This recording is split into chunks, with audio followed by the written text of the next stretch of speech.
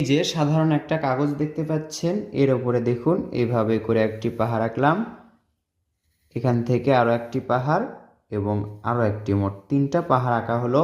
এবার নিচে আমরা সোজা একটা দাগ দিব। এভাবে মোটা পেন্সিল দিয়ে আমরা একটি সোজা দাগ দিলাম।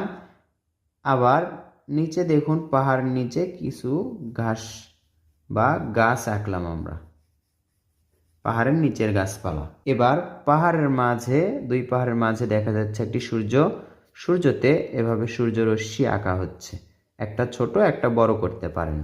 আকাশে দুই একটি পাখি উড়ে যাচ্ছে, এভাবে 2টি করে দাগ দিব, তাহলেই হবে।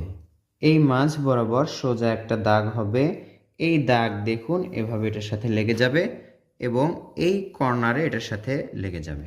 এই তো দেখুন এভাবে করে আমরা সোজা দাগ দিব, এখানে একটা, এখানে একটা।